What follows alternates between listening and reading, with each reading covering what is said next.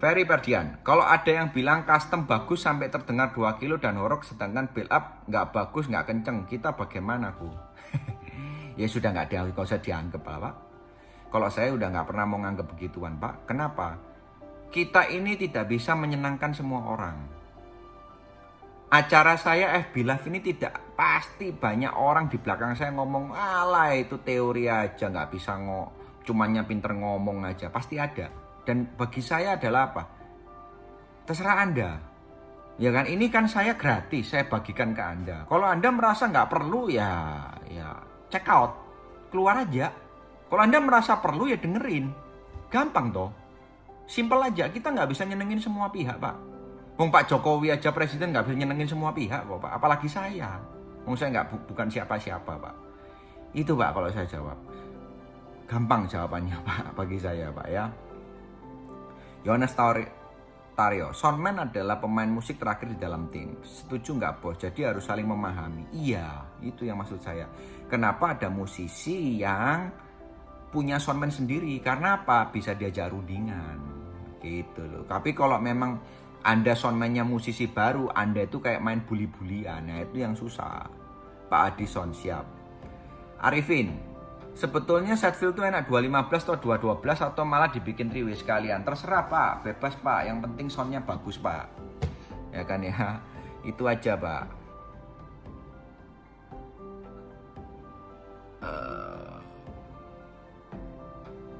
Masuk. Wah ternyata menguasai harmoni juga kuku ini. Keyboard nggak boleh ambil oktav bawah. Jatah instrumen bass gitar harus biayaan ke bagian part keyboard. Masukku. Pak, saya dulu sekolah S1 tuh Pak, belajar Pro Tools Pak, sampai kayak orang bodoh Pak.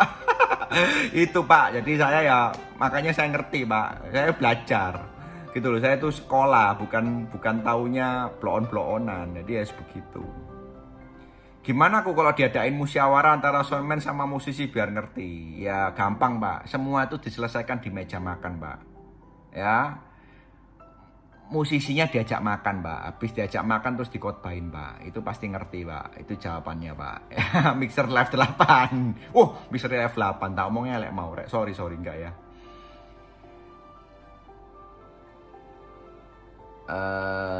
Apalagi, wah ini kok ngomong bahas zona merah, saya nggak jawab ini. Imam, soundman harus bisa musik juga, biar tahu setting sebenarnya seperti Koko. Problemnya banyak soundman yang nggak bisa memainkan salah satu alat musik sehingga asal gas. Pak, saya nggak bisa main alat musik Pak, tapi saya ngerti musik Pak. Karena saya suka dengerin lagu dan saya kepingin ngejar gimana caranya pada waktu saya mixing itu bisa rata, bisa bagus. Seperti misalnya saya ngefans sama namanya Foreplay. Gimana caranya saya mixing tuh keluarnya Foreplay Pak. Istilahnya suaranya tuh main kicknya bisa terasa, snare-nya terasa, attack tapi nggak sakit, gitarnya lirik tenawarnya oke, bassnya pada tengah-tengah dia chopper terdengar, pada waktu dia main bass sama solo drum itu oke, nyambung. Nah itu saya Pak, saya ngerti musik, saya nggak bisa main alat musik Pak, sama sekali Pak, bisanya cuma megang strum. Gitu jawabannya. Sofyan Tefran, seko ngenteni gawe kopi maneh kok seru nyimakake ilmu nih. Saya perlu Bos, selalu nyimak Bos. Enggak lah, saya nggak ngusir. Saya nggak ngusir ya. Jadi saya cerita bahwa semua hal itu, Anda itu semua hal, gimana ya, semua hal itu kalau saya ya, semua informasi akan saya serap. Dan informasi itu akan saya praktekkan. Ya kan ya. Habis saya praktekkan nanti saya dapat hasilnya. Contoh kayak kemarin kita bicara pada waktu suara saya putus-putus. Sampai ada yang komen, Pak maaf Pak, bukan saya mau ngajarin, saya pemula, suaranya putus-putus. Apa Pak yang salah, bla bla bla. Loh, saya itu dengan orang kata-kata seperti itu, saya tuh malah sungkan. Loh, putus-putus ya? Sorry tak cari caranya. Terus kemudian ada yang nimpalin bahwa, oh ini sudah setengah jam, tadi nggak putus-putus. Saya pegang laptop saya, gila laptop saya panas banget. Oh berarti dari laptop saya. Saya coba dengan cara yang lain, saya jadi mikir. Akhirnya saya jadi mikir gimana caranya saya bisa seperti hari ini tapi nggak putus-putus, suaranya bisa kenceng, bisa enak tapi cuman pakai iPad. Saya mikir. Akhirnya hasil ketemu Anda ini yang Anda istilahnya komplain membangun ya. Komplain membangun terhadap saya ngerti. Jadi sehingga saya bisa jualan paket. Itu lihat di Instagram saya atau Facebook saya. Paket Zoom, paket streaming, paket apa, paket. Saya jadi ngerti. Saya dapat duit, Pak. Bukan nggak dapat duit. Saya tapi seneng. Gitu loh. Makanya saya berbagi ilmu balik adalah apa? Kita sebagai manusia ini saling berbagi. Supaya apa? Sama-sama dapat rezeki. Itu pikiran saya, Pak. Ferry Ferdian, sekolahnya dulu di mana? Harmonisasi. Ya, wis ada lah ya dulu di SAE. Irkan Abah, aku tanya durung dijawab. Untuk monitor panggung 2W bagusan mana, pakai LMS atau kontrol sistem? Kontrol sistem itu apa, Pak? Saya nggak ngerti, Pak. Ya, LMS ngerti. Kontrol sistem itu apa? Anu dah.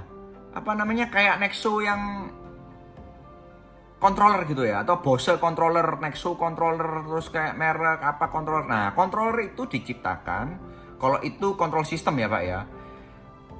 Itu diciptakan sesuai dengan misalnya Nexo ada kontrolnya PS10, ya itu dipakai untuk PS10, nggak bisa semua dipakai, Pak. Karena apa? Sebetulnya controller itu di dalamnya ekualisasi, Pak. Nah itu jawabannya Pak Irkan Abah. Jadi kalau Anda punya kontrolernya Bose, terus Anda pakai di mixer speakernya bukan Bose, ya nggak nyambung, Pak. Jawabannya gitu, Pak.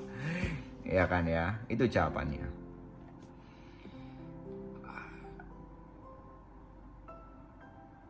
Kamal Kahoy, Michael sekedar saran aja, itu kipas laptopnya buntu, mungkin minta dibersihkan. Gini Pak Kamal Kahoy, saya juga baca komennya Bapak yang itu. Laptop saya ini MacBook Pro, Pak. Jadi MacBook Pro itu nggak ada bolongannya, Pak. Bolongannya itu di kisi-kisinya nih loh, Pak. Ini loh Pak, kisi-kisi ini, Pak. Nah, di kisi-kisi ini kemarin tak sebulin, Pak. Dan ini memang lubang, Pak. Gitu loh. Jadi menurut saya memang ya ini karena MacBook saya ini udah kuno.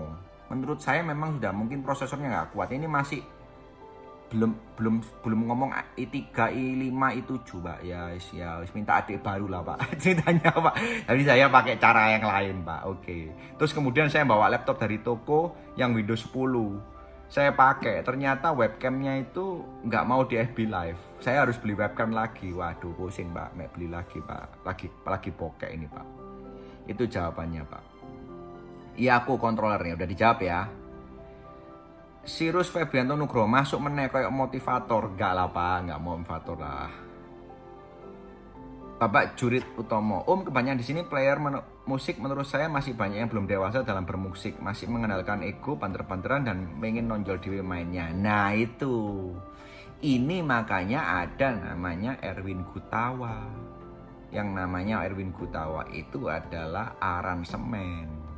Nah di dangdut ini tidak punya aransemen. Semua dangdut ini pikirannya cuma satu.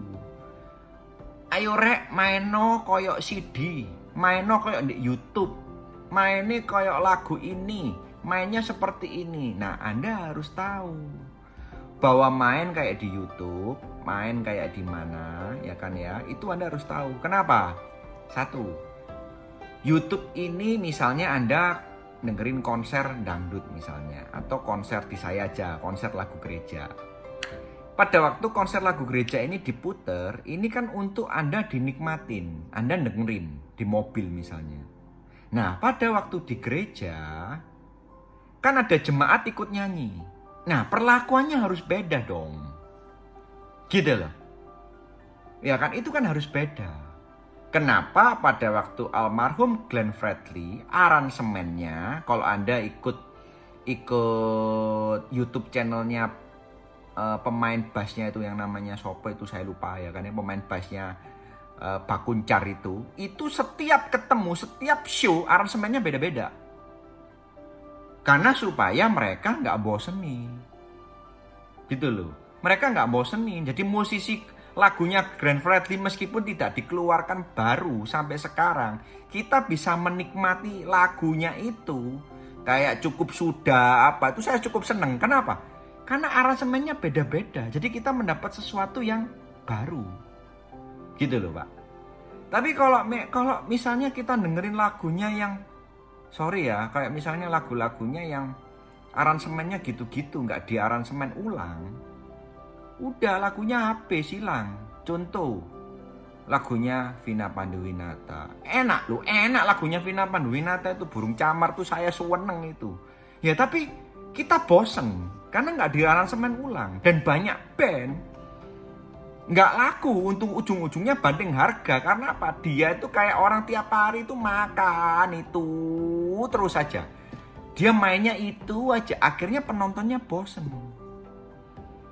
Gitu loh. Kenapa New Palapa, Cak Met Kendang itu laku? Karena apa? Tiap hari saya lihat dia itu eksplor kendang. Kendangnya bikin terus. Kenapa? Ya itu dia mau aransemennya supaya berbeda, sound kendangnya supaya berbeda. Itulah yang kenapa dia sampai hari ini eksis, itu jawabannya. Gitu loh. Ngelak sampai arek ngotot aku. Kembrat gak mau aku ngomong ngotot itu. Semoga enggak. Kondut kabur gitu aneh kondut. Mari tak omong horek langsung budrik langsung. Budrik langsung kondut ya. Kondut dan kroninya habis ngomong horek langsung budrik kayaknya. Enggak. Saya enggak ngerasain kondut. Ya kondut itu bisnis, dia tukang box. Ya dia tahu bahwa opportunity, kesempatan untuk bikin box pada waktu horek itu yang laku seperti itu. Bagi saya nggak ada masalah gitu loh. Ya itu gitu. Saya ngingetin Anda ini semua, bukan masalah nggak usah beli box atau beli box dan sebagainya. Kita ini semua harus siap sedia, ya toh. Kayak ada corona kita harus ngapain? Kayak ada gini kita ngapain? Terus kita saya kasih motivasi sedikit ya. Saya pada waktu saya sharing ya. Saya pada waktu pada waktu pertama kali corona itu ada, nggak boleh buka istilahnya, saya takut nggak kerja di toko. Saya 2 minggu itu di rumah, dan 2 minggu itu di rumah merenungi nasib. Gimana caranya kalau begini terus? Gimana nanti anak buah saya? Gimana anak buah saya nanti makannya gimana? Gimana kalau kita punya stok banyak, sound system segitu banyaknya, terus kemudian corona bener-bener dangdut nggak boleh main semua, barang segitu banyaknya mau dibuat kemana, mau dibakar tak? Saya mikir tuh terlalu banyak, jadi akhirnya saya jadi kurang bersyukur sama Tuhan ya. Akhirnya saya jadi sambat gitu loh, akhirnya jadi sambat, ujung-ujungnya jadi sambat, akhirnya saya nggak ngapa-ngapain. Itu 2 minggu setelah corona. Habis itu saya berpikir bahwa waduh, saya nggak bisa gini terus gitu loh. Saya punya teman gereja yang nguatin saya bahwa udah, ayo move on dan sebagainya. Ini new normal yang baru. Kita gimana caranya? Saya dicariin cara. Gimana kalau kamu bikin paket Zoom itu Zoom meeting itu loh. Meeting pakai orangnya banyak itu ya, kalau Anda belum tahu ya. Gimana caranya orang bikin podcast? Gimana caranya begini? Saya loh sekarang tahu semua. Kalau mau tahu, sekarang saya mau podcast seperti ini, saya nggak pakai mixer, saya cuma pakai sound card, nyambung ke iPad saya, itu saya bisa. Padahal kalau dari iPad mau nyalain USB-nya, mau nyalain powernya sound card Anda kan nggak dari mana, betul kan? Saya loh bisa sekarang. Saya jadi ngerti, gila. Berarti ini dipecahin jalannya begini, makanya saya ada solusinya semua. Jadi dari situ saya merasa bahwa, saya 2 minggu buang waktu. Tapi untungnya kompetitor saya nggak mikir sampai situ semua. Saya baru mikir itu, gitu loh. Jadi akhirnya mulai laku. Akhirnya saya menyambung hidup. Nah, di situ. Pak Imam, musisi dangdut condong menjiplak, jarang berkarya. Aransemen tuh cenderung itu-itu aja sehingga menyenukan. Hanya ada sedikit musisi yang mau berkarya, yang dikejar hanya bayarannya aja. Nah, ini harus kumpul sama saya. Nanti saya motivasi. Anda Pak Imam ini saya punya customer ya kan ya. Saya punya customer. Saya cerita sedikit ya, sharing. Ini tentang apa yang Anda tabur, apa yang Anda tuai. Ini di Alkitab ada ayatnya. Saya yakin di Al-Quran juga ada, ya kan ya. Saya tapi nggak mendalami Al-Quran, jadi saya nggak tahu. Tapi saya yakin tuh ada. Saya punya customer dulu tuh sekitar 2 tahun yang lalu tuh online. Customer itu suka datang ke toko, beli alat recording 1 soundcard, terus dia kirim ke JNE, laku di Tokopedia, Bukalapak. Terus saya ngeliat orang itu bisa setiap sore. Jadi habis pulang kerja dia melakukan kerjaan yang itu untuk mendapat penghasilan. Terus saya nanya sama dia, "Loh, kamu ini kerja di mana?" Saya bilang gitu. "Oh, saya kerja di satu pabrik." "Oh, gitu ya. Kamu di pabrik itu gajinya berapa? Kerjanya apa?" "Oh, saya kerjanya bagian IT." "Gajinya berapa?" "Gajinya 5 juta. Jam kerjanya berapa? Berapa lama jam kerjanya?" "Jam sekian." Terus saya ngeliat, "Kamu kerja ikut Maestro mau nggak? Tak bayarin 5,5 juta. Tapi kamu megang online-nya Maestro. Jadi segala online yang posting ini kamu dan sebagainya. Jadi kamu kerjanya cuma posting. Tak gaji 5,5 juta. "Oke Pak Michael, saya tak mikir ya Pak ya. Saya minta waktu 3 hari mikir." 3 hari datang ke saya. Habis 3 hari datang ke saya, terus dia bilang sama saya, "Pak, sorry Pak, saya harus nolak Bapak. Karena saya nggak kepingin jadi pegawai lagi Pak. Saya kepingin jadi bos." "Oke, kalau kamu kepingin jadi bos, kamu mau tak kasih ilmu marketing nggak sama saya?" Mau Pak, saya nggak ngerti Pak, saya ini kerja IT Pak." "Oke, kamu harus begini, kamu harus begini, nilai-nilai kesetiaan, nilai-nilai bisnis, nilai-nilai etika bisnis, etika dagang, semua saya kasih semua." Ya kan, selesai. Hari ini di masa corona, dia adalah satu-satunya orang yang bantu saya. Saya punya soundcard Behringer total, macam-macam tipe, itu ada 500 biji. 1 bulan ini yang beli cuma dia. Dan dia nggak ngejar itu semata-mata duit, tapi dia merasa bahwa saya hidup, saya harus lebih dari yang kemarin. Jadi saya bukan ngejar duit. Secara duit ya pasti dia omsetnya terkena lah pasti. Tapi dia luar biasa ngasih saya, "Pak, Bapak bikin ini Pak, supaya Bapak laku Pak. Pak, Bapak bikin ini. Ini gimana Pak solusinya? Bapak bikin paket ini ya Pak ya. Ternyata Bapak mikir gini ya." Akhirnya dia yang saya bikin paket Zoom, paket komputer, paket streaming dan sebagainya. Itu rata-rata yang beli dia. Ini loh, kalau Anda ini istilahnya kerja nggak mikirin duit, mikirin karya, wis dah Pak, nyari duit itu gampang. Kalau Anda tiap hari ngejarnya duit, tambah lama tambah jauh duit itu. Bapak itu jangan ngejar duit, tapi yang dikejar itu adalah apa? 1, kejar apa Pak? Kejar tanggung jawab, nama baik, ya kan ya, nama baik, tanggung jawab. Terus Bapak yang dikejar lagi adalah apa? Selain nama baik, tanggung jawab, ya kan ya, tanggung jawab terhadap keluarga, nama baik dijaga, naik utang bayar, gak semoyo jaya terus, ya kan ya, sampai bertahun-tahun, ya kan ya. Kalau saya lihat postingannya Gus Jem sampai saya ngomong, Gus ojo diutangi apa Gus, aku ini kasihan sama kamu Gus, tambah kurus tambah kecil, karena saya pernah ketemu Gus Jem, tambah kurus tambah kecil, aku bilang gitu, ketawa dia, ya kan ya. Jadi itu yang dicari. Terus kemudian yang ketiga adalah apa? Anda bisa bersyukur. Anda bisa bersyukur itu yang paling penting saat ini.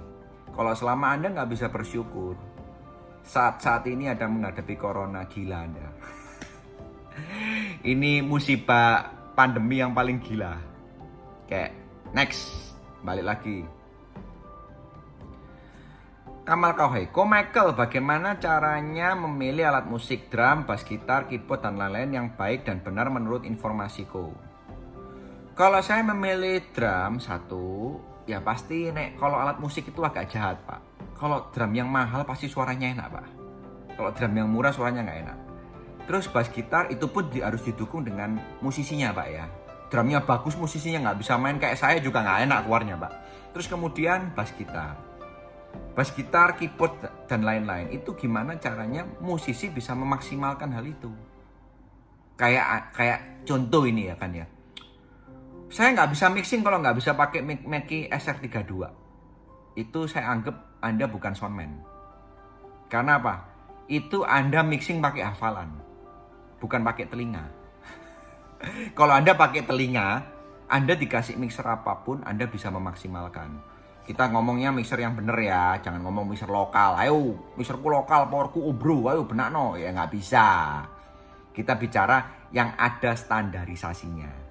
Ya kita bicara, contoh orang main drum, suaranya oke, nggak enak-enak banget, tapi mainnya halus, mainnya enak, mukulnya pas terus, ya pasti enak keluarnya. Itu menurut saya Pak Kamal.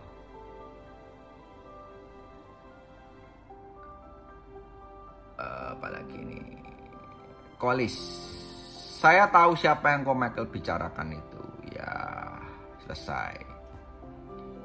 Nano cuk, duit rezeki nggak bisa dikejar. Ya kan buktinya ada yang ngejar kok. Ya kan buktinya ada yang ngejar kok. Ya kan ceritanya kan begitu.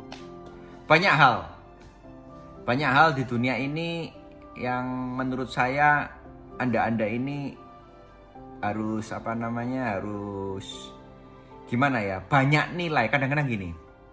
Saya kadang-kadang berpikir, kalau Anda punya anak, saya juga punya anak.